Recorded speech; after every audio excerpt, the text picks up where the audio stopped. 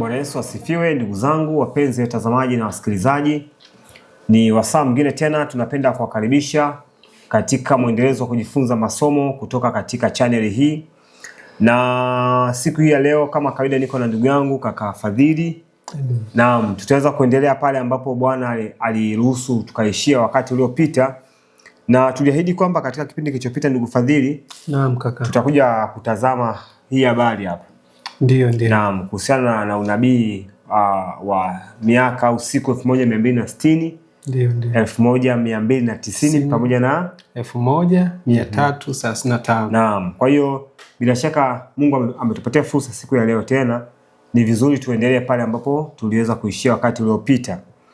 Na kabla tujaanza somo letu la siku hii ya leo, ni kualike unapopata nafasi kuwa na Biblia, ni jambo jema. Na kaka Fadhili, na Biblia yako siko hapo. Ni kweli, Mungu atukuzwe. Kwa hiyo pia unaweza kupata mahali pa kuandika kumbukumbu kwa ajili ya kupitia baadaye, lakini pia unaweza kupata mtu wa kujifunza naye. Kwa hiyo ni vizuri kaandika kumbukumbu kwa lengo la kujirejelea tena. Amen. Kwa hiyo kaka Fadhili, kabla tujaanza somo, ni vizuri tukaomba, tukaalika uwepo wa Bwana ili tukusudi tuanze kujifunza siku ya leo. Amen. Karibu brother, unaweza kutupatia ombi. Basi tunaweza tukapata ombi. Tuombe. Naam. Baba mwema, muumbaji wa mbingu na nchi na bahari na chemichemi za maji na vitu vyote vilivyomo ndani yake, jina lako litukuzwe. Unastahili kuabudiwa wewe peke yako. Tunakuja mbele zako kwa jina la Bwana wetu mpendwa Yesu Kristo aliye hai, tukiomba katika masaa haya ambao umetupatia fursa ya kusikia maneno ya uzima. Tupatie Roho yako Mtakatifu awe mwalimu wetu, atusaidie kuyaelewa na akapate kutuhekimisha kwa ajili ya wokovu. Tumeomba hayo tukiamini kupitia jina la Bwana wetu mpendwa Yesu Kristo aliye hai. Amen. Amen. Amen. Amina. Basi kama tulivyoahidi kwamba tutakwenda kutazama kitabu cha Daniel sura ile ya 12. Na kaka Fadhili, hapa kwenye Daniel sura 12 kuna mambo mengi sana. Kweli kweli. Na mpenzi mtazamaji na msikilizaji, ikiwa watapata nafasi ya kufuatilia masomo haya mwanzo mwisho, tutaweza kutazama kile ambacho Mungu amekiandaa kwenye Daniel sura 12. Amen. Maana tumeshatambulisha kwamba tunachoenda kutazama ni miaka 1260, 1290 pamoja na 1335. Naam, hapo ndipo mahali tunapoweza kujikita kwa upana. Mimi naona kaka Fadhili, tungesoma hili fungu kwanza la Danieli sura ya 12. Tunaanzia mstari wa 4. Sawa sawa. Naam, karibu. Basi unaweza kufungua Biblia yako katika kitabu cha Danieli 12 na ni ule mstari wa 4. Neno la Bwana linasema, lakini wewe Danieli, yafunge maneno haya, ukakitie muhuri kitabu, hata wakati wa mwisho wengi wataenda mbio huku na huko, na maarifa yataongezeka. Amina. Amen. Ni kama fungu ulivyoweza kuliona hapo mbele likipita. Ndio. Hili fungu liko wazi. Ndiyo. Lakini lina mambo mengi sana. Kweli. Natamani kaka Fadhili, kwenye hii fungu siku ya leo, ndio tumake hapa ndipo tunapoanzia. Ni kweli. Lakini habari hii tunaitafakari ina mambo mengi. Lakini tutaanzia kwenye fungu la 4. La 4, ni kweli. Lakini kabla tujaenda mbali sana kutazama 1260, 1290, 1335, hebu tutafakari fungu kaka Fadhili. Ni kweli. Kuna hoja kadhaa zimeonyeshwa hapa. Mimi nikitamani tuweze kulivunja ili fungu. Maana Mungu ametuita pia kusoma fungu au kusoma kitabu cha maandiko matakatifu na kuvunja kuweza kupata maana kamili. Ni wapi kaka Fadhili tunaenda kuanzia hapa? Katika fungu hili kuna maneno ya msingi ambayo tukielewa yatakuwa ni ufunguo ambao utatusaidia kwenda kuelewa ule unabii ambao tunaenda kujifunza. Sawa. Kwa sababu hapa kuna maneno ambayo tutaenda kuiangalia. Kuna neno hapa limetumika malaika kimwambia Danieli kwamba yafunge maneno haya. Hili ni neno la kwanza la msingi. Tunapaswa kuelewa ni maneno gani ambayo Danieli anaambiwa ayafunge. Sawa kabisa. Hilo ni jambo la kwanza tuna kuliangalia, ni maneno gani ambayo yamefungwa. Na anaposema yafunge, maana yake haya maneno ni maneno ambayo yalikuwa hayajaeleweka au Danieli hakupaswa kuyatolea maelezo kwa kipindi hicho. Nakumbuka Danieli pia ukiangalia hii sura ya 12 kuna mambo ambayo Danieli alitamani kuyafahamu. Sawa.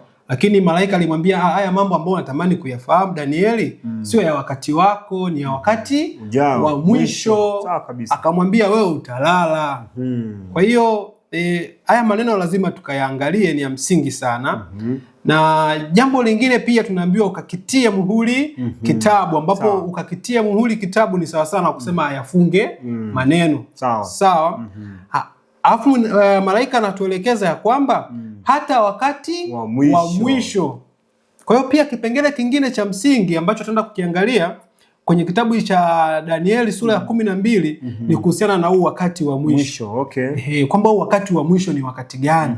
Au wakati wa mwisho ulianza lini? Na tunaambiwa sasa katika huu wakati wa mwisho pia kuna tukio litafanyaje? Litatokea. Unaweza ukaligusia hapo ile tukio, anasemaje hapo?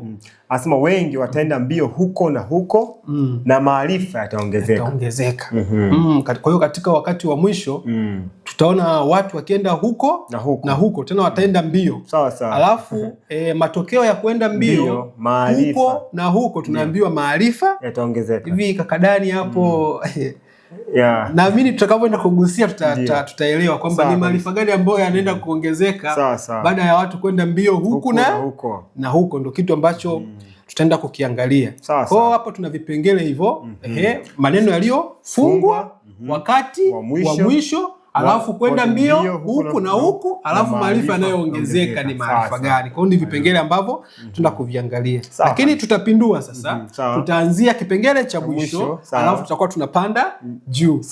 Naamini watu watabarikiwa. Amina. Kwa hiyo ndugu yangu mpenzi mtazamaji na msikilizaji, ni mbaraka huu wa kutazama haya maneno. Kwa hiyo kama kaka alivyotangulia kusema, tutaanza chini, maana kipengele cha mwisho ni watu kwenda mbio huko na huko na maarifa kuongezeka. Kwa hiyo tutaanzia hapo, ni kwenda mbio huko na huko, maana yake ni nini? Maana Biblia iko wazi na Biblia ina majibu yote. Kwa hiyo lazima tuone Danieli alichokiandika hapa kwenye fungu la 4 kwenye Biblia ni wapi kuna maneno kama haya ili kusudi atupatie ufunguo tuweze kusonga mbele zaidi. Kwa hiyo tukaone kuanzia kipengele cha kwenda mbio huko na huko na maarifa kuongezeka. Hapa pia tunaweza tukajiuliza, anaposema wataenda mbio huku na huko ni wapi? Kwamba je, watu wataenda China, wataenda Ulaya, wataenda Tanzania, watakuwa wakitangatanga mahali na mahali katika ulimwengu, alafu ndo maarifa yaongezeke? Hapa huku na huku ni mahali gani? Kwa hiyo tunaweza tukaingia kwenye maandiko hapo. Ndio kakadani. Naam. Kitabu cha Yeremia sura ya 5 inaweza kaanza kutupatia ufunguo wa hii habari tunayosoma hapa. Katika Yeremia sura ya 5, hebu tuanze kutazama nini maana ya kwenda mbio huko na huko. Lakini tunahusianisha kwenda mbio huko na huku na kuongezeka kwa maarifa. Kama ulivyosema, kwenda labda ni kwenda Ulaya, kwenda nchi mbalimbali ndio kitafanya maarifa yaongezeke. Kwa hiyo tukijua kwanza mahali gani pa kwenda mbio, tutajua pia na maarifa gani yatakayoongezeka. Naam. Kwa hiyo katika Yeremia sura ya 5 na ule mstari wa kwanza nitaisoma huku. Lakini pia kaka Fadhili, hapa kwenye hili fungu kuna baadhi ya maneno mengine huenda yamekosekana kwa lugha ya Kiswahili. Kwa hiyo natamani pia tuwe tunasoma kwa lugha pia ya Kiingereza, kwa maana kwamba tuwe tunaleta uwiano mzuri. Kama kuna neno limekosekana, basi tukilisoma huko tuweze tukapata picha pana zaidi. Naam. Kwa hiyo hebu tutazame huko anaposema katika Yeremia sura ya 5 na ule mstari wa kwanza. Fuatilia pamoja nasi mpenzi mtazamaji, unaweza kuchukua Biblia yako, unaweza kaandika ile fungu pia. Kwa hiyo hapa Biblia inasema pigeni mbio huku na huku, kaka Fadhili. Kwa hiyo ni kile ambacho kimeandikwa. Danieli amesema watu wataenda mbio, wengi, tena anasema wengi wataenda mbio huko na huko. Na hapa amesema pigeni mbio huku na huku. Ni hoja moja. Kuna kauli ulisema ya msingi kwamba tuangalie ni mahali gani lugha zinafanana. Sababu Biblia huwa inajitafsiri yenyewe. Sawa kabisa. Kwa hapa kuna kwenda mbio huku na huku. Anasema katika njia za Yerusalemu, kaka Fadhili.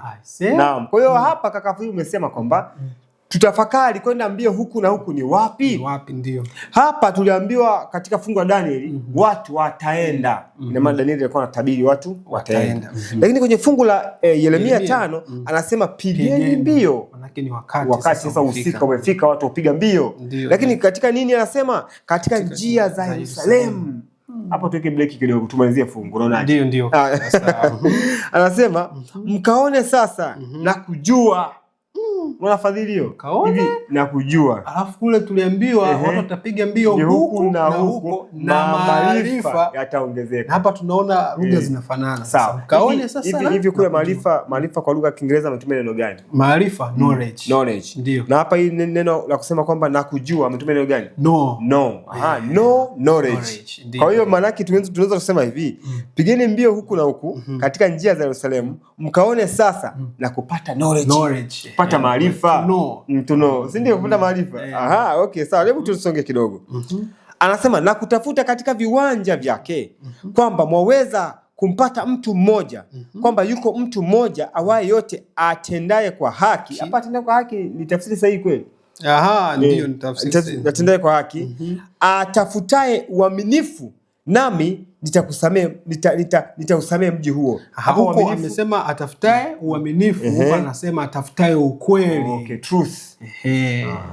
Kwa hiyo pigeni mbio huku na huku mkaone nani atafutaye ukweli katika njia amesema katika njia za Yerusalemu. Njia za Yerusalemu. Okay, sawa kabisa. Hapa tuliendelea kulivunja vunja. Ndio. Kwa hiyo hapa tumeshapata mahali pa kupiga mbio huku na huku. Tunaambiwa mahali pa kupiga mbio ni katika njia za Yerusalemu. Sasa tujiulize kwa nini ametuelekeza tupige mbio katika njia za Yerusalemu. Kuna nini? Na sio katika labda njia za mji mwingine wowote. Babeli. Iraki, miji iko mingi. Kwa nini katika njia ya Yerusalemu? Yerusalemu kuna nini? Okay. Lakini pia hapa chini amesema katika njia za Yerusalemu, lakini anasema tumtafute mtu atafutaye uaminifu, lakini tafsiri sahihi ni mtu atafutaye nini? Ukweli. Hapa nisome kwenye Kiingereza anasema if ye can find a man, if there be any that executes judgment, that seeketh the truth. Atafutaye ukweli. Kwa hiyo ndugu yangu, mpaka hapa twende pamoja, tusiache ndugu zetu. Maana neno ni zuri, twende pamoja. Hapa tunachoambiwa, Danieli amesema watu watapiga mbio. Hapa Yeremia anasema pigeni mbio. Lakini mbio hizi msipige mahali pengine popote isipokuwa katika njia za Yerusalemu. Na mnapopiga mbio katika njia za Yerusalemu, nendeni mkatafute na mumpate mtu mmoja anayetafuta ukweli. Kwa tunapata na mambo, tunaondoka na mambo kadhaa. Kupiga mbio katika njia za Yerusalemu, kujua na ukweli. Si ndio? Alafu neno la mwisho anasema atafanyaje? Anasema hivi, nami nitausamea mji huo. Nitausamea mji, unakuja tutakuja kuiangalia mbele na. Sawa kabisa, amina. Tuanze hapo. Kaka Fadhili umeuliza swali. Kwa nini tumeambiwa katika mji wa Yerusalemu? Je, kuna mahali pengine tunaweza tukapata ufunguo wa jambo hili? Na niwakumbushe watazamaji, maandiko matakatifu yanasema kila andiko lenye pumzi ya Mungu nafaa kwa nini? Kwa ajili ya mafundisho, maarifa na kuonya.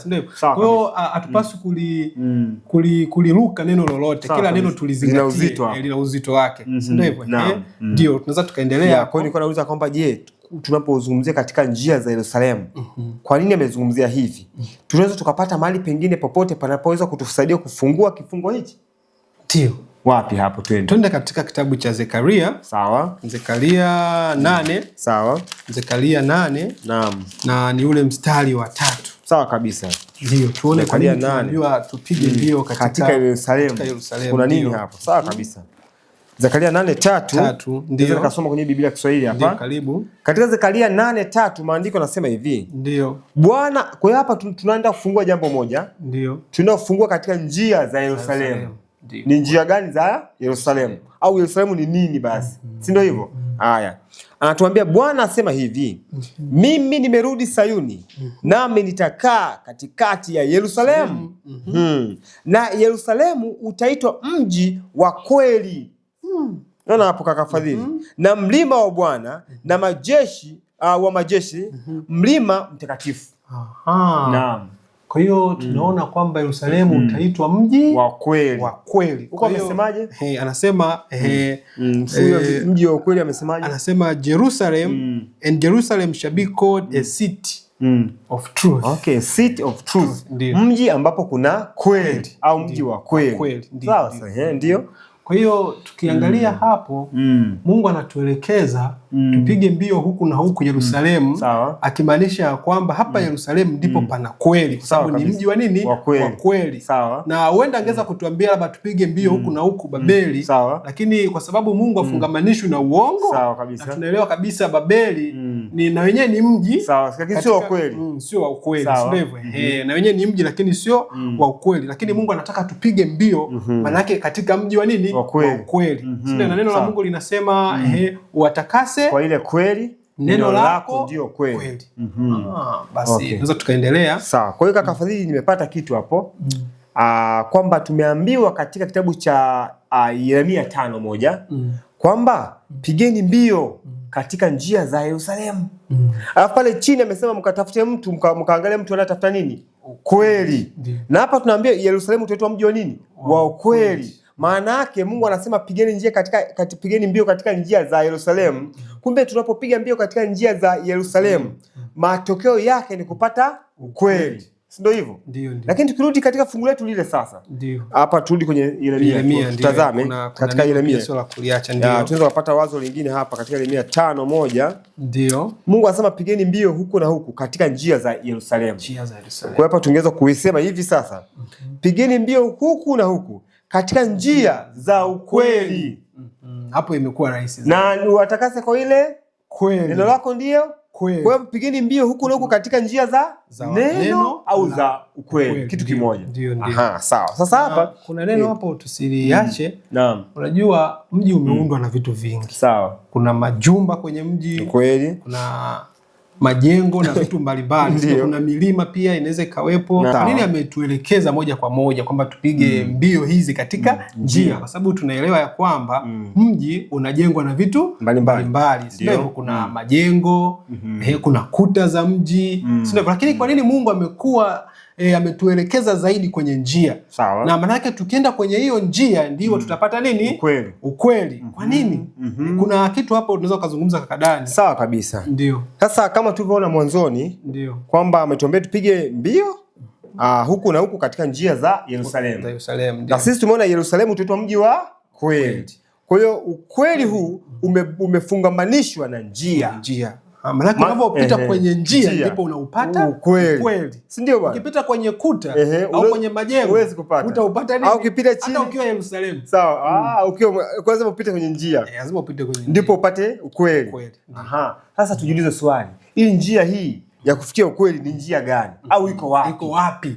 Kwa sababu lazima tuelewe iko wapi. Sawa. Sababu bila kujua iko wapi kuna hatari ya kupotea. Kweli kabisa. Ndio. Kwa hiyo mwisho siku tunajua kuna watu wanaitwa wamepotea njia. Kuna mtu ameenda mahali kutafuta dhahabu amepotea njia. Kwa lengo apate dhahabu. Lakini ili apate dhahabu lazima ajue njia. Kwa hiyo hapa tumeambiwa pigeni mbio huku na huku katika njia za Yerusalemu. Kwa hiyo tukatazame njia iko wapi sasa. Ipo wapi njia ambayo inatupeleka kwenye ukweli? Kwa sababu hapa Yerusalemu sasa ni ukweli au ni neno la Mungu, si ndio? Sasa ni wapi njia ipo, si ndio? Sawa kabisa. Ndio. Kwa hiyo tunaweza tukapata wapi njia kaka Fadhili? Hebu tufungue maandiko. Naam. Kwenye kitabu cha Zaburi hapo. Ndio. Zaburi 77 mstari wa 13. Sawa kabisa. Hapo ndio. Naam, maandiko yanasema hivi katika fungua pamoja nasi mpenzi mtazamaji na msikilizaji katika Zaburi sura ya 77 na ule mstari wa 13.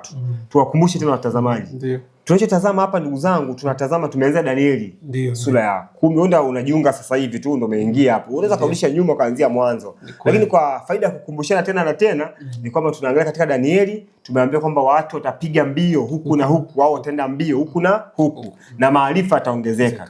Lakini kupiga mbio maana yake nini? Tumeona katika Yeremia ametuambia 5 kwamba Mungu anatoa wito watu wapige nini? Mbio huku na huku. Lakini mbio huku na huku wapi? Mbio huku na huku ni katika njia za Yerusalemu au katika njia za ukweli. Lakini njia hii ambayo unapiga tu mbio iko wapi? Ndio tunaenda sasa. Tunakuangalia. Kwa hiyo maandiko yanasema hivi katika Zaburi sura ya 77 na mstari wa 13. Biblia inasema hivi, Mungu, njia yako katika, hapa Biblia imetafsiri utakatifu, lakini huko sio utakatifu. Ngoja nisome, nasema thy way o God is in the sanctuary. Kwa hiyo Mungu, njia yako katika patakatifu. Hapo inatosha sana. Kwa hiyo ndugu zangu, hii njia tunayozungumzia hapa ipo patakatifu. Kwa hiyo kumbe njia ya kutupeleka kwenye ukweli tunaweza tukaipata wapi kaka Fadhili? Patakatifu. Ndio. Maana yake kumbe Mungu anatuelekeza ya kwamba tutumie lugha ya picha afu tulete katika lugha ya uhalisia. Naam, ndio. Kwa hiyo tunaona hizi mbio za kupigwa huku na huku mahali tulipoonyeshwa ni Yerusalemu, lakini pia katika Yerusalemu haitoshi. Yerusalemu ni kubwa. Tunaambiwa hapa Yerusalemu tuende patakatifu, kwa sababu tunaelewa kabisa patakatifu palikuwa wapi? Yerusalemu. Ndio hivyo. Tuingie pale patakatifu, hapo ndo tutaupata huo nini? Kumbe kuna wakati unaweza kwenda Yerusalemu, kwenda kwenye majumba ya watu, kwenda kwenye ofisi za makuhani. Kumbe tunataka tuende kwenye patakatifu. Lakini ndugu zangu, kama tulivyojifunza masomo mbalimbali kaka Fadhili, kwamba patakatifu ndio fundisho la msingi sana. Na Mungu anasema somo la patakatifu pamoja na nini? Na hukumu ya upelelezi vinapaswa kueleweka vizuri na watu wa nani? Watu wa Mungu. Tukisoma masomo hayo kaka Fadhili, kimsingi tutaona jinsi Mungu alivyofunua huu ukweli. Kwa ukweli kwa sasa ndugu zangu haupatikani mahali pengine popote isipokuwa katika patakatifu. Naam. Kwa hiyo tukiingia patakatifu tunaweza tukaona ukweli jinsi Mungu alivyoufunua, alivyoudhihirisha kwa namna ya kipekee sana. Kwa sisi kazi yetu ni kupiga mbio huku na huku katika kweli ambao unapatikana katika patakatifu. Naam kaka Fadhili. Kwa hiyo ianza kuugonga kwenye akili zetu, sawa, kwamba jambo ambalo tunalitazama hapa ndio na maarifa ambayo yanazungumziwa hapa ni maarifa ambayo yatakuwa ni matokeo ya watu wa Mungu kuingia katika neno la Mungu hasa kupitia patakatifu. Yaani manake tunapoingia patakatifu, si ndio hivyo? Ndivyo ambavyo tunaweza tukaelewa vizuri sasa maarifa ya neno la nani? La Mungu. Kwa hiyo kaka Fadhili, napata picha nyingine wazo limekuja kichwani hapa. Unajua Mungu anasema kwenye kitabu cha maandiko awali. Mungu anatuambia, mpenzi msikilizaji, sikiliza hapa hii nukuu, na inapatikana maandiko awali ukurasa wa 62. Na Biblia inasema kuna kweli nyingi muhimu katika neno la nani? La Mungu. Kwa hiyo kumbe mpaka hapa kwanza tumeshajua kupiga mbio huku na huku ni katika njia za Yerusalemu. Na Yerusalemu utaitwa mji wa ukweli, na ukweli ni neno la nani? La Mungu. Kumbe kupiga mbio huku na huku kaka Fadhili ni kupiga mbio katika neno la nani? La Mungu. Lakini Mungu huyu anasema kwenye kitabu cha maandiko ya awali, anasema kuna ukweli mwingi muhimu katika neno la nani? La Mungu. Lakini kuna ukweli tu maalum uliotajwa ni wa muhimu. Ukweli unaitwa ukweli wa nini? Wa sasa. Kwa ndugu zangu wapenzi watazamaji na wasikilizaji, sikilizeni hii nukuu. Inapatikana kitabu cha maandiko ya awali kaka Fadhili, ukurasa wa 63. Paragraph ya kwanza. Ni sura ile ya 15 ambayo ni sura inayosema wajumbe. Hapa napo Mungu kuna kitu ametuambia kaka Fadhili. Masi tunatazama kupiga mbio huku na huku na katika njia za Yerusalemu. Na Yerusalemu ni ukweli. Lakini tumetazama njia hizi maana ni njia ambayo tunasema hii njia ipo wapi? Patakatifu. Kwa hiyo Mungu anatuambia sasa kuhusiana na hilo swala hapa katika hii nukuu. Inasema kuna ukweli mwingi muhimu katika neno la nani? La Mungu. Lakini neno lakini la msingi sana. Lakini ukweli wa nini? Wa sasa. Ndio unaohitajika kundini. Sasa hapa tuna mengi ya kuzungumza. Huenda muda pia usitoshe, lakini kuna somo hili la ukweli wa sasa lipo.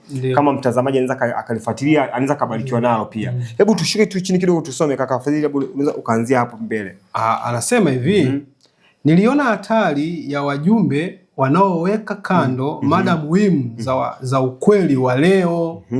Na labda tukiwakumbusha watu tu kwa namna fulani, kwenye lile fungu letu la Danieli tuliambiwa hata siku za mwisho na tunaamini kabisa tunaishi wakati wa mwisho, si ndio hivyo? Na hapa tunaambiwa kwamba ukweli unaohitajika kwa sasa lazima huo ukweli unaohusiana na wakati wa nini? Na wakati wa mwisho. Anasema hivi, na kukawia juu ya masomo ambayo hayalengi kuunganisha kundi jambo la kwanza na kutakasa moyo. Kwa hiyo sio masomo yote ambayo yanaweza kaliunganisha kundi alafu pia akatakasa nini? Moyo. Akatakasa moyo. Anasema hapo shetani atapata kila nafasi iwezekanayo ili kuharibu kazi ya Mungu. Kumbe kama kutafundishwa masomo ambayo hayana lengo la kuunganisha kundi. Ina maana kinyume chake itafanyaje hayo? Yatatawanya kundi. Ndio. Kwa hiyo Mungu hajatuita tujifunze masomo yatakayotawanya kundi. Ametuita tujifunze katika masomo yatakayounganisha nini? Kundi. Jambo la kwanza. Jambo la pili, kutakasa moyo. Kinyume chake mtu moyo unaweza ukachafuliwa. Sasa hebu tutazame kaka Fadhili, maana ni pointi yako ya msingi ulizungumza, ukasema Mungu ametuita kwamba twende tupige mbio huku na huku katika njia za kuelekea Yerusalemu. Ndio. Lakini tukaenda kufinya zaidi kutazama hizi njia ni nini? Ni katika, tumesoma katika njia ya Mungu ipo katika patakatifu. Na Yerusalemu ni nini? Ni mji wa kweli. Kumbe tunaenda katika kweli, lakini hiyo kweli inayofunuliwa katika patakatifu. Hasa ukasema Yerusalemu ni pakubwa, kuliko na majumba ya viongozi na wananchi wanaoishi pale, lakini zaidi sana sisi tunakwenda kutazama katika patakatifu. Hii ni inaendelea kusema maneno yafuatayo kaka Fadhili hapo mbele. Anasema lakini masomo kama hema takatifu ambayo ni nini? Ni patakatifu. Sawa. Pamoja na siku 2300. Sawa. Amri za Mungu na imani ya Yesu vinaeleza kwa usahihi mwamko uliopita wa wana marejeo na kuonyesha msimamo wetu wa leo. Sawa kabisa. Hapo kwa kaka Fadhili, mambo ni mengi. Lakini najua Bwana anaweza akaendelea kufunua zaidi na zaidi hiki kitu. Kwa kumbe tunachokipata mpaka hapa kaka Fadhili, masomo kama hema takatifu yanapounganishwa hapa, amesema pamoja na, lakini ukisoma inasema in connection, anapo connect na siku 2300. Tukitazama haya kwa ufupi tu yanatuletea mwaka 1840 ngapi? 40. Hebu tuweke pembeni kaka Fadhili, maana ina uzito mpana, lakini turudi kwenye maelezo yetu hapa, kile ambacho tuko tukitazama kwenye Danieli hapo. Naam, kwenye Danieli tukaenda. Naam. Kwa hiyo kama tumeona matokeo ya watu kwenda huku na huku ni maarifa kuongezeka. Kwa hiyo kama watu wanaenda huku na huku kwenye kweli kupitia patakatifu, sio hivyo? Maana yake kumbe kuna kweli ambazo zitafunuliwa kutoka patakatifu. Sawa kabisa. Sio hivyo? Maana yake hata maarifa ambayo yanazungumzwa hapa ni maarifa ambayo lazima yafungamanishwe na somo la patakatifu. Yaani yatokee patakatifu. Sio hivyo? Kwa hiyo tusingetegemea kwamba mtu atoke huku na huku, labda tumeambiwa huku na huku ni kwenye maandiko matakatifu ambayo ndio kweli, atoke huku na huku akapata maarifa ya kutengeneza simu au rocket. Sawa. Ndio, au ndege, ndio. Kwa hiyo Mungu anajikita sana anapozungumzia maarifa wakati wote Mungu ni maarifa ambayo yanahusiana na wokovu wa nani? Wa mwanadamu. Kama tunasema dhima kuu ya nini? Ya Biblia au ya maandiko ni dhima mpango wa ukombozi. Mpango nini? Wa ukombozi. Kwa hiyo kila fungu ambalo tunalisoma kwenye maandiko limebeba mzigo mkubwa mmoja. Kufunua nini? Mpango wa ukombozi. Kwa hata maarifa haya lazima yahusiane na ukombozi wa nani? Wa mwanadamu. Sasa tukijiuliza simu au kwa ile wazo ndugu yangu ambao tunalipata kwamba nyakati za mwisho watapiga mbio huku na huku, maana kuna watu wanasema hizi set tunazoziona mahubiri ya mitandaoni haya, sasa haya ndio matokeo, ndio maarifa kuongezeka. Hiyo jambo bila shaka sio sahihi. Kumbe mbio huku na huku, maana katika neno la nani? La Mungu. Basi tumeona wazi hapa, tugine mbio katika njia za Yerusalemu, na njia za Yerusalemu mji wa ukweli, na ukweli neno la nani? La Mungu. Kwa hiyo ni kupiga mbio huku na huku. Shahidi mwingine tunaweza tukamtazama. Ndio. Naam. Twende kwenye kitabu cha Isaya 28. Isaya 28 anatumia lugha tu kama hiyo. Sawa. Ndio. Isaya 28. Ni fungu zuri sana. Sawa. Mstari wa 9. Sawa kabisa. Naweza nikaisoma. Tukipata kitu kingine ambacho hakijawekwa hapa, kaka utasoma hapa. Ndio. Katika Isaya sura ya 28, mpenzi mtazamaji, fungua Biblia yako au andika hilo fungu la Isaya sura ya 28 na ule mstari kuanzia wa 9. Ndio.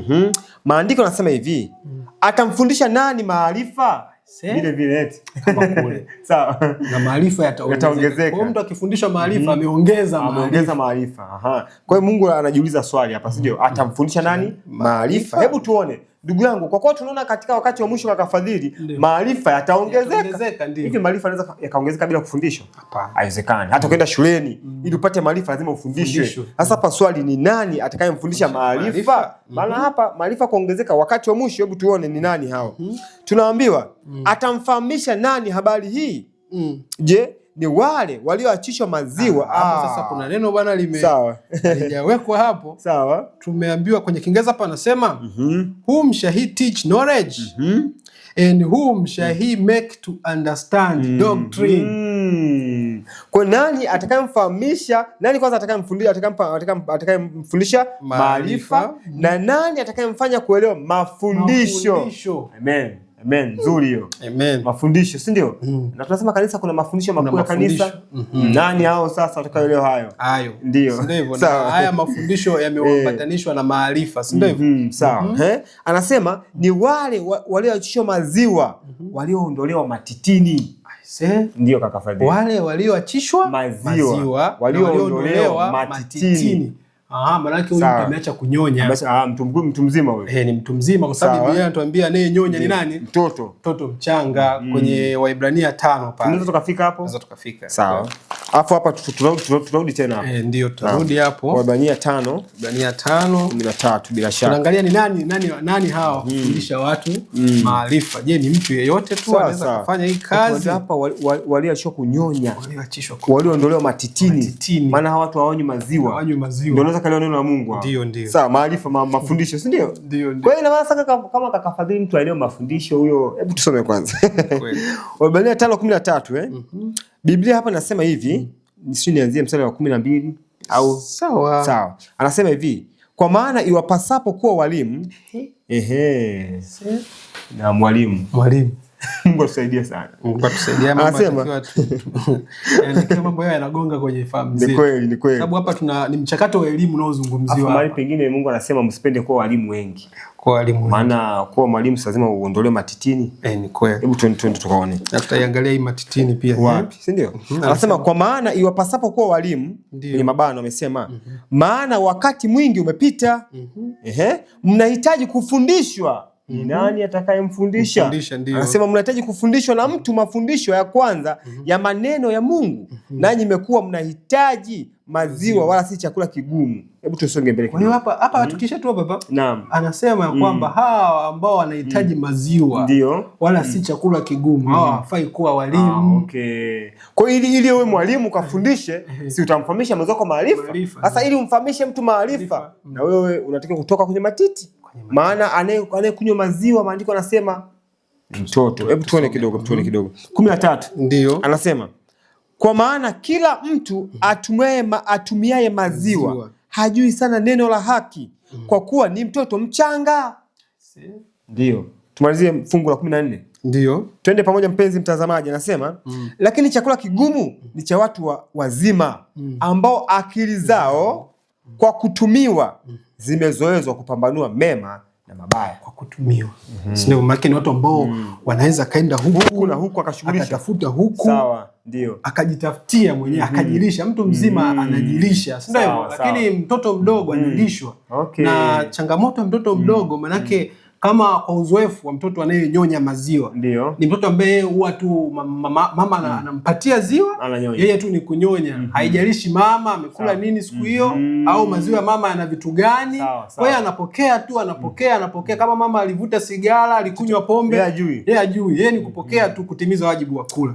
Kwa hiyo kaka Fadhili, unajua mambo yanafunguka mengi sana hapa. Nikapata wazo kwamba mtoto mdogo pia hawezi kutafuna. Maana unakuta akishapewa manyonyo pale, mtoto nyonyo anapewa nyonyo, hawezi kutafuna, yeye anakunywa na meza tu. Lakini mtu mzima anahitaji chakula kigumu. Ili kusudi akiingiza mdomoni, akivunje atafune. Lakini huyu mtu anaweza akatafuta huku na huku, ana uwezo wa kwenda huku na huku kukivunja. Kweli. Mtoto mdogo ukimpa chakula sio rahisi kukitafuna. Kenda moja kwa moja atapata shida ya tumbo, utavurugika, hata mmeng'enya vizuri, atapata choo mbaya, atapata madhara kwenye afya. Si ndio tunajifunza kwenye kanuni za afya? Kanuni ya afya Fadhili, kuna kutafuna. Kwa hiyo tunatakiwa kutafuna chakula kigumu. Tuendelee kaka Fadhili. Basi tunaweza tukarudi kwenye fungu letu. Na Isaya. Hapa Mungu hapa tunatamani tuelewe kwa kweli, Mungu atusaidie kwa sababu tunajua watu tunazaliwa kutoka kwenye neno la Mungu, si ndio? Nasema tumezaliwa kwa neno la nani? La Mungu. Maana unapozaliwa mchakato wa kwanza lazima uwe mdogo kwanza, uwe mtoto, una maarifa. Lazima ukubali kujifunza kwanza mpaka utakapofika hatua sasa lazima ukubali kunyonya maziwa kwanza. Sasa kuna hatari, mtu anaweza kaa katika hatari ya kunyonya maziwa afu akawa anatamani sana kufundisha. Kwamba yupo kwenye sehemu ya kunyonya maziwa alafu anatamani kufundisha. Ni kama mtoto anatamani kunyonya afu anatamani kukimbia mbio. Au ni muujiza. Ndio. Kwa Mungu atusaidie hapa, tunapaswa kuwa wanyenyekevu.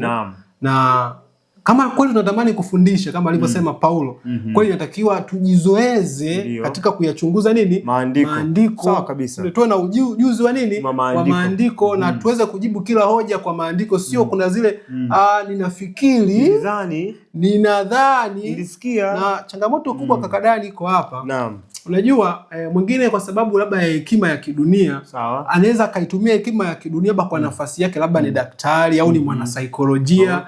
Katika mtazamo ule wa kidunia akaja kueleza maandiko nini? Matakatifu. Lakini hapa tunaonyesha kupiga mbio huku na huku, ni kwamba maandiko yaache yajieleze yenyewe, usiingie na akili yako na uzoefu wako wa ujuzi wako au hekima ya kidunia ukaanza kulieleza fungu kwamba hapa hata tukifikiria unaeleza fungu hapa. Hata tu tukisema tufikirie jamani hapa tukifikirie. Mungu hataki tuwe hivyo. Na hata kaka Fadhili, mtindo hata mchakato mzima wa kanisa na uongozi kwa ujumla wa kanisa kumchagua mtu kwa sababu labda ni daktari duniani, akifika kanisani anasema huyu anafaa kuwa kwenye idara ya afya. Mtu amesoma injinia duniani akija kanisani anasema huyu ni kiongozi wa idara nini ya majengo. Lakini swali, jengo la huyu daktari duniani. Na elimu hii ya kimbingu, unajua Mungu anaposema hata usichanganye tunda na mboga, ni kitu kidogo sana. Lakini wapo wengi wanaweza wasikielewa hicho, japokuwa ni madaktari wapo. Wapo madaktari wenye hekima ya kimbingu, lakini wapo madaktari wenye hekima ya dunia, wanataka hekima ya kidunia ingie ndani ya nini? Ya kanisa. Lakini Mungu anasema ni watoto. Maana hapo ni sawa sawa na kujaribu kujenga ufalme wa mbinguni kwa kanuni za duniani. Kitu ambacho kitakaa kikawezekana. Na Mungu anasema kwamba elimu hiyo au maarifa hayo kwa Mungu ni upuuzi au ni pumbavu.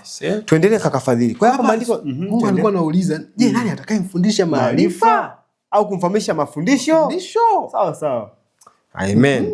Twende. Kwa hiyo hapo tumeona ni mtu ambaye ameachishwa maziwa, ameondolewa matitini, hali tena chakula kilaini, anakula chakula kigumu. Na chakula hiki kigumu kaka Fadhili, bado tunarudi tena pale pale, chakula ni nini? Yesu anasema yeye ndio chakula cha uzima. Kwa neno la Mungu hapa. Kwa hiyo Yesu ni chakula cha uzima. Sawa. Yesu ni njia na kweli. Yesu ni neno la Mungu. Sawa. Ndio. Alafu Yesu tunaweza tukamkuta ni patakatifu. Okay. Kwa kaka Fadhili, kumbe hapa anasema kwamba ni nani atakayefundishwa maarifa? Ili huyu ni mtu ambaye anakula chakula kigumu. Unajua Yesu ni chakula kigumu wakati wote. Maana Yesu anasema mimi ndiye yule jana, leo na hata milele. Kila wakati Yesu kama chakula cha uzima, Yesu huaga akiliki kizembe. Katika unoe meno.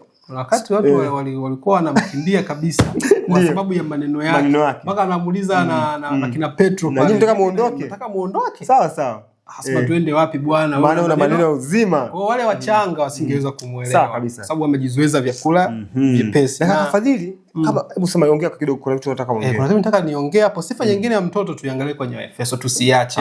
Ili tuone hatari ya kwamba mtoto akitaka kuwa mwalimu au yule ambaye hajajizoeza katika maandiko akitaka kuwa mwalimu, tuone pia sifa yake katika Efeso itatupa pia picha ya kujua kuna hatari kubwa kiasi gani Efeso 4. Tunapoenda Efeso 4 kaka Fadhili, kuna wazo nikaa nimepata hapa. Ndio, karibu. Kwamba Yesu amesema, ametuambia kwamba tunapaswa kujifunza ukweli wa sasa. Ni kweli. Tumeambiwa hivyo.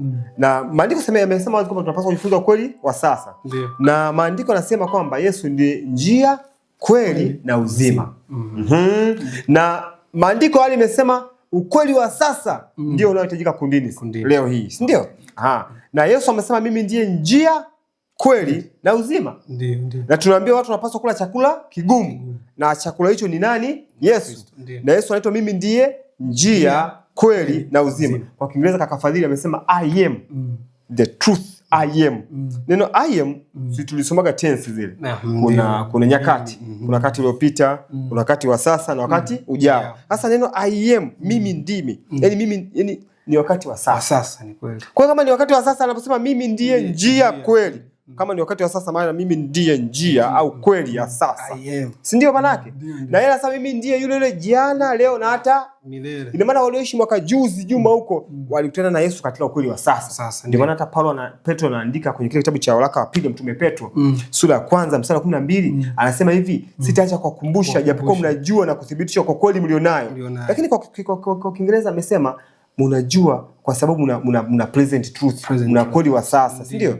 Wazo wangu hapa nikataka niseme tu kwamba Yesu kwa kweli ni kweli wa sasa katika nyakati zote. Kila wakati chakula hiki kimekuwa ni kigumu. kila wakati. Ndio. Ndugu yangu, sidhani ni rahisi kuyapokea maneno ya Kristo. Hakuna wakati ambapo imekuwa ni rahisi kupokea maneno ya Kristo. Ila sasa kizazi kile kinapopita, kinapofika kizazi kingine, kinaonaga ni rahisi. Ndio maana sasa wachungaji wanaweza kuambiaje, Yesu angekuepo leo hii, huenda hapa angekuwa ni kiongozi wa General Conference. Kaka Fadhili, hivi inawezekana Yesu angekuwa leo rais wa General Conference pale? Ulichokisema kama ni yeye yule jana, leo na hata milele. Alichotendewa jana, atendewa na leo, atendewa na hata milele. Sawa. Mungu atusaidie. Kwa maana kaka Fadhili, sio rahisi kupokea ujumbe, sio rahisi kupokea chakula kigumu katika nyakati zozote.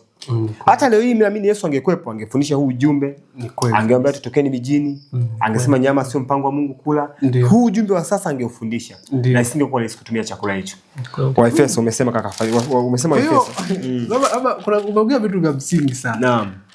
Hizo pointi zote ulizozizungumza ni pointi ambazo hazijawa rahisi kupokelewa na watu. Sawa. Kwa hiyo mimi nikutie tu moyo, kama kuna ujumbe wowote ambao unaona ujumbe mbona viwango vyake ni vya juu sana. Naam. Unajua kabisa hicho ndio chakula kigumu. Sawa. Mbona ukishaona tu kuna ujumbe unaopokea tu unafurahi, unaona rahisi, jiulize.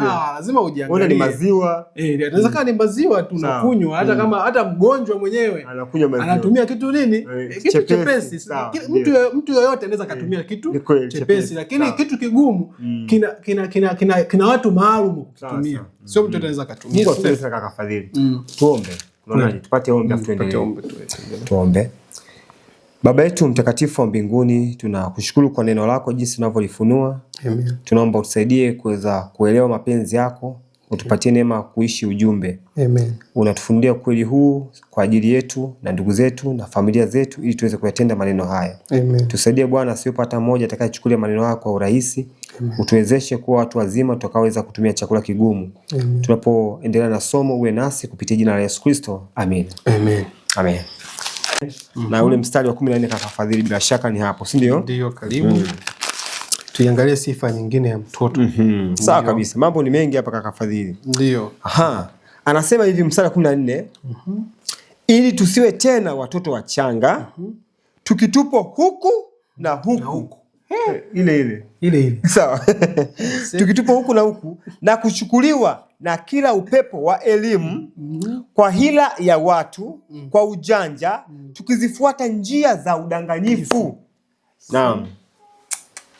Kaka Fadhili, unajua 16 nasemaje? 15 unajua nasemaje? Lakini tuishike kweli katika upendo na kukua hata tumfikie yeye katika yote, yeye aliye kichwa, Kristo. Amen. Kadani. Naam. Kwa hiyo kaka Fadhili, ninachokipata hapa ni kwamba Mungu anasema tusiwe tena watoto wachanga. Alafu anasema tukitupwa huku. Kumbe Mungu amesema pigeni mbio huku na huku, msitupwe huku na huku. Na hapa kuna kitu kakadani tena hapa tunaweza tukakipata. Tunaona Mungu anasema watu wataenda. Sawa. Alafu Yeremia anasema pigeni. Alafu tunaona sifa ya mtoto, yeye anatupwa. Yani siwezi kutembea mtoto mchanga, hawezi kutembea miguu. Yani yeye ili jambo alifanyi yeye. Sawa, ila anatupwa. Ila anatendewa. Si ndio hivyo? Na kutendewa huko anakotendewa tunaona anatupwa huku na huku kwenye njia za uongo, si ndio hivyo? Okay. Tumeona hicho kitu kwenye njia za nini? Za uongo. Sasa mtu kama njia za udanganyifu za uongo. Njia za udanganyifu. Hapo Mungu amesema pigeni mbio katika njia za Yerusalemu. Yerusalemu ni mji wa ukweli. Wakipigeni mbio katika njia za ukweli, hao wanatupwa katika njia za uongo. Kwa hiyo ni hatari sana kufadhili. Somo la patakatifu muhimu. Ni somo la muhimu sana. Kwa sababu tunaona ndio linalotupeleka kwenye kweli, ndio njia ya kutupeleka kwenye kweli. Yaani hata ukiangalia Kristo ofisi yake kuu ni wapi? Patakatifu. Ni patakatifu. Sasa kuna wakati imekuwa tu wa nje, kuna wakati amekuwa wa nje, amekufa kama mwana kondoo. Kuna wakati akaingia chumba cha kwanza kama kuhani, sio? Kuna wakati akaingia chumba cha pili kama kuhani mkuu, kumaliza nini kazi. Kwa hiyo tukiangalia hadi kuna ile nukuu inasema yani patakatifu ni kitovu cha kazi ya nani? Ya Kristo, si ndivyo?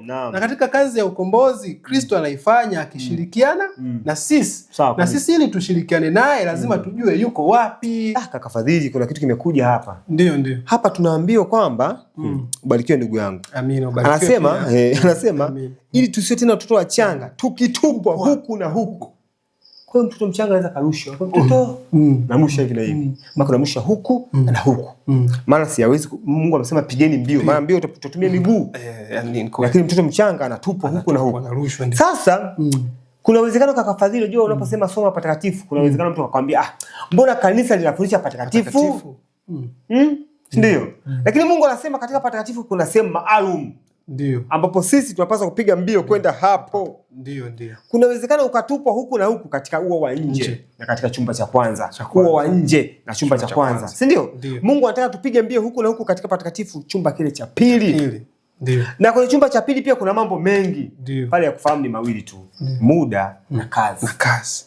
Na cha kusikitisha, shetani anaogopa sana pale ambapo watu wa Mungu wanatafuta kuelewa kazi ambao wanapaswa kuifanya kwa wakati wao na muda wa kazi, kwamba Mungu ameweka kazi ifanyike kwa muda gani, kwa sababu unajua Mungu ni utaratibu. Ndio maana amesema kwa kila jambo na wakati wake. Na hiyo kwenye Mhubiri hiyo 3 ni ule mstari unaweza tukafungua kwa Mhubiri 3. Ndio. Anasema kwamba Mungu amelifanya jambo kuwa zuri kwa wakati wake. Manake kumbe kuna wakati utakaofaa kupiga mbio sasa katika kweli.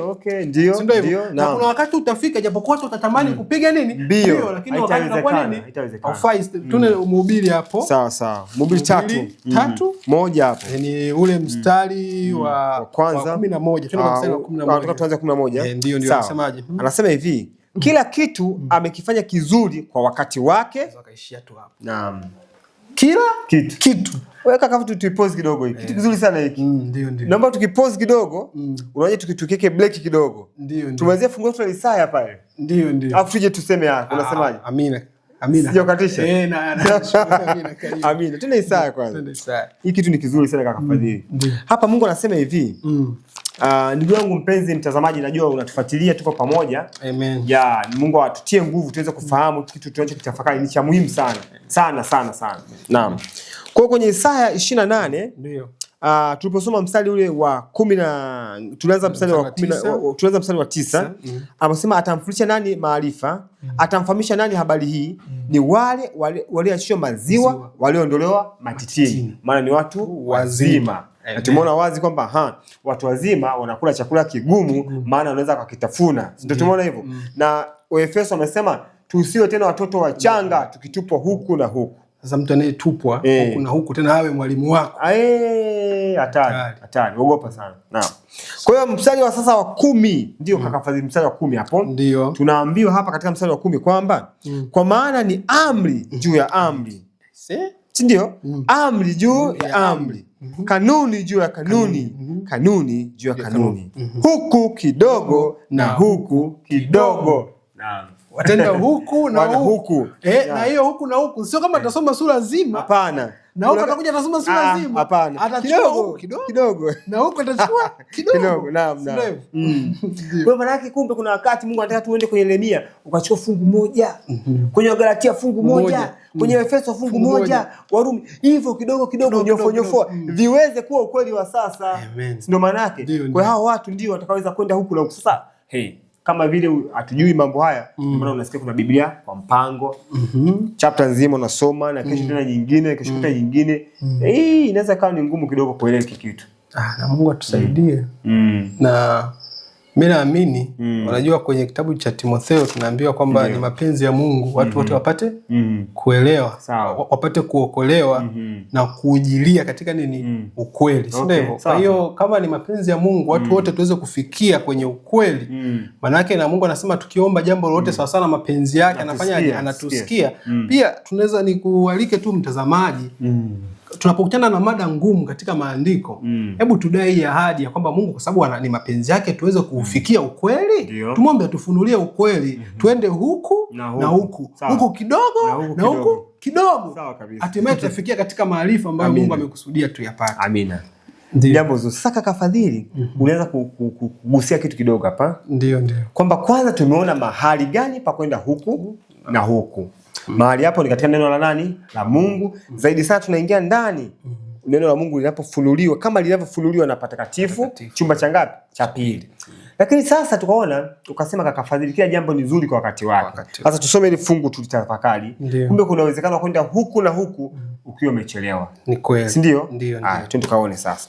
Kwa mahali tumeshapaona. Ndio. Mahali tumeshapaona. Tuone na muda sasa. Na tumeshaona kwamba tusipoenda hapa mahali ndio tutapelekwa mahali pengine. Kwenye Waefeso tutatupwa. Tena hapa hatuendi, tunatupwa huku. Unaweza kaumia kuanguka. Na hii kitu ipo. Ndio. Unajua tuongee mifano halisi. Sawa kabisa. Utakuta leo katika kanisa la Mungu atasimama mchungaji, atasema mziki huu sio sahihi. Si ndio? Wao mziki ambao mchungaji huyu amesema sio sawa, atakuja mchungaji mwingine. Wote ni wachungaji. Sawa, wote ni wachungaji. Atasema huu mziki mmefanya vizuri. Kwenye mziki huo sasa unakuta mshiriki sasa ambaye amezoea maziwa sasa. Sasa unakuta sasa yeye wakati yule mchungaji amesema huu muziki sio sawa, akamsikiliza. Na akalipokea. Sio? Huyu naye anapokuja amefanya vizuri, kitu ambacho huyu anasema sio sawa.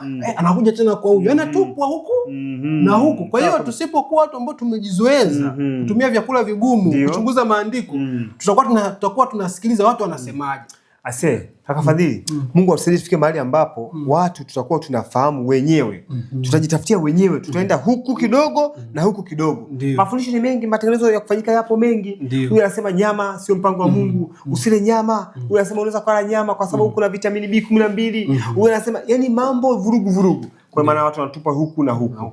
Mungu atusaidie kaka Fadhili. Na tukishafahamu hiki kitu kaka Fadhili, unaweza ukasimama ukamwambia pastor hiki kitu sio kweli.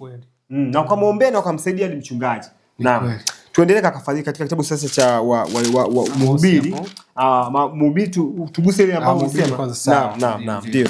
Ulisema katika Mhubiri 3 mstari wa 11. Ndio. Inasema kila kitu amekifanya kizuri kwa wakati wake. Kumbe hata kwenda huku na huku ni kuzuri kwa wakati wake. Sawa. Anasema hivi, tena ameweka hiyo milele. Hata hapo inatosha tu. Yaani hakuna kipindi ambacho hii kanuni inaacha kufanya kazi. Hebu tumalizie. Anasema hivi, tena ameweka hiyo milele ndani ya mioyo yao, ila kwa jinsi mwanadamu asivyoweza kuivumbua kazi ya Mungu anayoifanya tangu mwanzo hata mwisho. Ni kanuni nayo. Kwa Mungu ameweka kanuni mwanzo mpaka mwisho ya kwenda huku na huku, lakini ni nzuri kwa wakati wake. Kila kitu amekifanya kwa kizuri kwa wakati wake. Kumbe mahali pa kwenda tumeshapaona. Kwa kaka Fadhili, maana nyingine ni kwamba kumbe unaweza ukaenda huku na huku kwa wakati sahihi, ndio jambo jema. Unaweza kaenda huku na huku wakati ukiwa umechelewa. Tutaona matokeo yake nini. Na unaweza ukawa na katika muda sahihi ile ukashindwa kwenda huku na huku sahihi. Maana kuna huku na huku sahihi na kuna huku na huku ambayo sio sahihi. Sasa tukatazame kaka Fadhili, huku na huku katika muda sahihi na matokeo ya kushindwa kwenda huku na huku kwa muda ambapo mtu amechelewa itakuwa nini? Amos 8, si ndio? Ndio kadani. Mstari wa 11. Sawa. Kama kuna neno ambalo tutataka kuliongezea nyama kwa lugha nyingine tutaweza kuona inakaa. Amos 8 mstari wa 11. Mimi nitasoma kwa Kiswahili hapa. Na ndugu yangu, fungua maandiko matakatifu katika Amos sura ya 8 na mstari wa 11. Tunaenda kutazama kwenda huku na huku ikiwa mtu amechelewa kwenda huku na huku. Maana tumetazama tumeona kwamba kujua muda ni jambo la msingi sana. Sana. Usipojua muda kaka Fadhili, tutavuruga mambo. Tunaweza tukadhani sasa muda wa kwenda huku na huku hujafika. Kumbe ushafika. Naam. Tunaambiwa hivi, angalia siku zinakuja. Amos anatazama wakati ujao hapa. Masuala ya muda hapo. Tena siku zinakuja ni muda. Angalia siku zinakuja, asema Bwana Mungu, ambazo nitaleta njaa katika nchi. Ndio. Mambo mengi kaka Fadhili. Si njaa ya kukosa chakula wala kiu ya kukosa maji, bali ya kukosa kuyasikia maneno ya Bwana. Maneno ya Bwana. Ukweli wa Bwana. Tuone kidogo mbele. Anasema, hebu tuone baki si maneno. Na Mungu anasema ukweli, maneno kitu hiki kimoja. Na Mungu amesema pigeni mbio katika Yerusalemu mtafute maneno. Sasa hebu tuone 12. Nao watatangatanga. Maana nyingine utafanyaje hapo? Utapiga mbio eti? Utapiga mbio. Tuone. Nao watatangatanga toka bahari hata bahari. Na toka upande wa kaskazini hata upande wa mashariki. Watapiga mbio. Wakiwa watu wazima wana uwezo kukimbia, kuna muda walishindwa kupiga mbio. Hebu ngoja tuone. Kuna muda walikuwa wanatupwa, si ndio? Wanatupwa huku na huku. Walikuwa na uwezo kukimbia hivi. Lakini sasa wanaamua kukimbia, Ngoja tuone. Wakati huo kile wanachoenda kukitafuta. Watapiga mbio wao wenyewe wakienda huko na huko kulitafuta neno la Bwana wasilione. Ni kauli ambayo inaumiza. Unajua katika kipindi chote ndio ukiangalia wakati wa Nuhu, kisa cha wanawali, Mungu amejaribu kutuonyesha kwamba hata wale ambao wanapotea walikuwa na uwezekano kabisa wa kuokoka. Okay, sawa sawa. Kwa sababu ukiangalia wakati wa Nuhu, ndio Nuhu alipokuwa na wasii watu mapema waingie kwenye safina, walikataa. Sio kwa sababu walikuwa vilema kwamba wasingeweza kutembea, walikuwa naweza kuingia kwenye nini? Safina, au walikuwa viziwi kwamba hawakusikia wito wa kuingia kwenye nini? Kwenye safina. Kama wangekuwa viziwi wasingecheka. Wasingecheka. Kwa hiyo tunaona sasa Nuhu anapoingia, si ndio hivyo? Ile fursa waliokuwa nayo ya kuingia katika hali ya usalama. Sawa. Sasa hivi sasa katika hali ya hatari wanapambana kuingia kwa vilio na nini na machozi, ndio hivyo, ikionyesha kabisa hawa watu walikuwa na uwezekano wa kupatikana ndani ya nini, ndani ya safina, lakini ni ile hali ya kupuuzia. Ndio maana Mungu anatuambia sisi, je, tutapataje kupona tusipoujali wokovu mkuu namna hii? Kwa hiyo hata hapa tunapoona hata wanawali hivyo hivyo, yani wakati hata usiku hujafika hawakuweza kununua nini, mafuta. Eti usiku wa manane, unajua usiku wa manane ni wakati wa kutisha, ndio wanashika njia kwenda kufanya kwanza, maduka yoga yanafungwa muda mwingine, kwenda ni hatari zinakuwa nyingi njiani, wanaenda kununua mafuta. Na hapa Mungu anatuonyesha kwamba saizi Yeremia anasema pigeni mbio, muda huu tunaweza tukapiga mbio, ndio hivyo, huku na huko. Na kweli tukienda katika njia za Yerusalemu, tukienda patakatifu, tutakutana na ukweli. Na kuna nukuu moja kwenye kitabu cha Tumaini la Vizazi Vyote, anasema ya kwamba kwa kila kizazi Mungu ametoa siku za nuru, si ndio hivyo, na fursa. Kwa hiyo kuna siku za nuru na fursa, si ndio hivyo? Kama Mungu ametoa siku za nuru na fursa, maana yake hizi siku kuna wakati zinaweza itakuwa baada ya nuru kutakuwa na giza, baada ya fursa rehema itafungwa. Sawa. Kwa hiyo tunaweza tukaendelea hapo. Sawa sawa kaka, mbarikiwe sana. Kwa hapa tunaambiwa Mungu atukuzwe. Kwa hiyo tunaambiwa hapa nao watatangatanga toka bahari hata bahari, na toka upande wa kaskazini hata upande wa mashariki watapiga mbio. Neno lile lile tena, watapiga mbio wakienda huko na huko tena kulitafuta nini? Neno. Sio utafuta maarifa hapa duniani mengine. Haya, waende kutafuta kutengeneza satellite, hapana. Wala kutafuta kutengeneza simu, hapana. Wataenda kutafuta neno. Ina maana neno ni nini? Ukweli. Watakasa kwa ile kweli. Neno lako ndio kweli. Lakini maandiko yanasema hawataliona neno. Kwa hiyo wakati wa kutisha sana huu, wakati wa njaa. Kwa maana yake hapa kaka Fadhili tunaweza tukaona wazo, kumbe kuna kupiga mbio huku na huku kwa wakati sahihi. Na kuna kupiga mbio huku na huku wakati ambapo mtu amechelewa.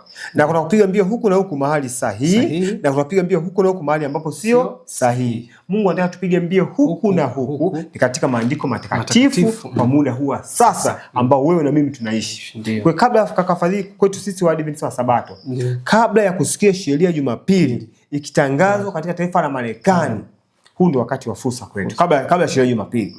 Lakini ikipitishwa sheria ya Jumapili, hatuna tena fursa sisi wa Sabato kupiga mbio huku na huku kutafuta ukweli. Kakadani, ulivyozungumza sheria ya Jumapili, Mungu akubariki sana. Kitu umenigusa hapo kwamba kabla ya sheria ya Jumapili tunapaswa kupiga mbio huku na huku. Sawa. Na tunaelewa kabla ya sheria ya Jumapili ni hali ya usalama na utulivu, si ndio? Sasa kama katika hali ya usalama na utulivu tutashindwa kupiga mbio huku na huku, alafu tutegemee wakati ambapo sasa wale ambao wanapiga mbio huku na huku watakuwa katika mateso, umeona, na shida, kwamba ndio tunaweza tukapiga mbio huku na huku, ni jambo ambalo litakuwa haliwezekani. Kwa maana kwanza tujue sasa hivi ndugu zangu bila shaka wanatambua, wenda wengine ndio mara kwanza wanasikia ujumbe wa sasa unavyofundishwa, unafundishwa katika hali ya upinzani. Tunajua vita iko ndani ya kanisa, vita iko nje ya kanisa. Sasa kama sasa hivi mtu anashindwa kukabili huu pinzani tunaoona sasa hivi ndani ya kanisa wa kawaida, baada ya sheria ya Jumapili, kaka Fadhili, twende kitabu cha cha Mathayo 24 tuone sura mstari wa 9. Mathayo 24:9. Ndio. Maana kuanzia mstari wa kwanza tunaona matukio mbalimbali Mwokozi anayaongea, lakini mstari wa 9 Mwokozi anazungumzia hasa katika tukio la amri ya Jumapili. Na hapa kuna mambo mengi, una mtu akipata nafasi kusoma Mathayo 24, masomo yako mengi, tumetoa masomo hapo ya Mathayo 24. Hapa maandiko yanasema wakati huo watawasaliti ninyi mpate dhiki, si ndio? Nao watawaua, amri ya kifo itakuwepo hapo. Nanyi mtakuwa watu wa kuchukiwa na mataifa yote kwa ajili ya jina langu. Sasa hivi tukishindwa kupiga mbio kwa kafadhili katika wakati wa amani, huu wakati wa kusalitiwa na mataifa yote, tutapiga mbio kwa kafadhili? Haiwezekani. Kwenye Yeremia kakafadhili. Kama alivyosema kaka Dani hapo, Biblia inatuthibitishia na hili tunaweza tukalitafakari sote. Nitakuachia kama swali. Yeremia hapo 12. Yeremia 12 mstari wa 5. Tunasoma hapo 12 mstari wa 5. Katika Yeremia 12 mstari wa 5 Biblia inasema hivi, ikiwa umepiga mbio, kupiga tena mbio. Ndio. Mungu atusaidie.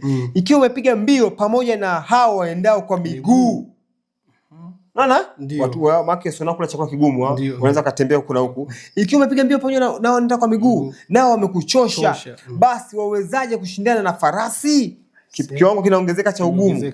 Na ujapokuwa katika nchi ya amani usalama, nchi ya amani usalama, lakini utafanyaje hapo katika kiburi cha Yordani?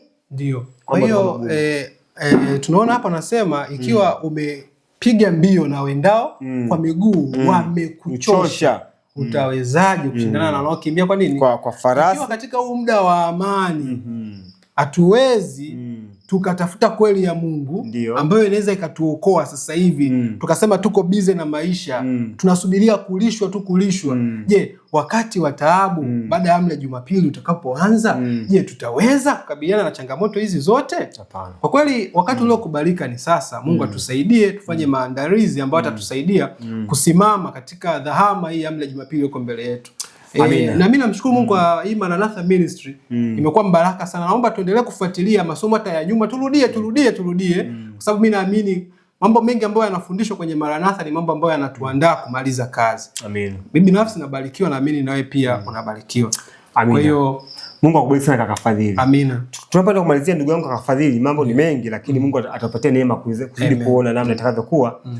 Ndugu yangu kaka Fadhili, natamani utuambie katika fungu hili la 4 la Danieli 12. Vingapi tumevigusa, vingapi hatujavigusa, ili wakati ujao tuanzie na hivyo. Sawa. Kwa neema ya Mungu, kwa leo tumeweza kugusa kupiga mbio huku na huko, alafu tukaona matokeo yake maarifa yataongezeka. Kwa hiyo tumeona kwamba kupiga mbio huku na huku ni kuyachunguza maandiko matakatifu, huku kidogo na huku kidogo, kupitia patakatifu, si ndio? Kwa sababu ndo pana njia ambaye ndo Kristo, si ndio? Kwa hiyo lazima tuende patakatifu, tuangalie Kristo yuko wapi patakatifu, si ndio? Tukiona ambapo Kristo yupo, hapo ndo pakukawia hapo. Sawa kabisa. Na sisi tunaelewa kabisa Kristo yuko chumba cha patakatifu patakatifu, na lazima tukae hapo. Hapo ndo Mungu Kristo atatupatia kazi ya kufanyaje? Ya kufanya katika wakati wetu. Amina. Na kipengele ambacho tutakiangalia katika somo lijalo ni kipengele cha haya maneno yaliyofungwa na kutiwa nini? Muhuri. Ni maneno gani? Maana yake nisitoe series zijazo. Ila tunda kuangalia haya maneno yaliyofungwa hapa ni maneno gani? Na pia tunda kuangalia wakati wa mwisho. Ni wakati gani na ulianza lini, na je, tupo wakati wa mwisho? Kuthibitisha kimaandiko. Kwa watu hata mlokole kumwambia huu wakati ni wakati gani? Nakwambia wakati wa mwisho. Lakini sasa sisi kwa neema ya Mungu kama Waadventista wa Sabato inabidi tuthibitishe kupitia maandiko. Kupitia huku kidogo, huku na huku. Sawa. Basi Mungu atubariki. Naam. Ndio. Mungu atukuzwe sana ndugu yangu, nashukuru kwa muda wako uliotenga kutufuatilia, na Mungu akupatie neema ili kusudi vipindi vijavyo uweze kufuatilia.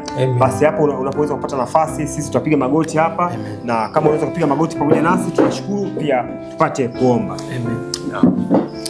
Basi tuombe. Baba yetu mtakatifu, Baba yetu wa mbinguni, tunakushukuru sana kwa neema na fursa hii ambayo umetupatia. Tunaomba uwepo wako uweze kuwa pamoja nasi, na tunapoelisha somo letu la siku hii ya leo, tunaomba ukabaki na mtazamaji na msikilizaji, ukatuandae kwa ajili ya uzima wa milele. Tunakushukuru, tunajikabidhi kwako, Tumeomba haya na tukiamini tutakuwa nasi vipindi vijavyo kupitia jina la Yesu Kristo. Amina. Amen.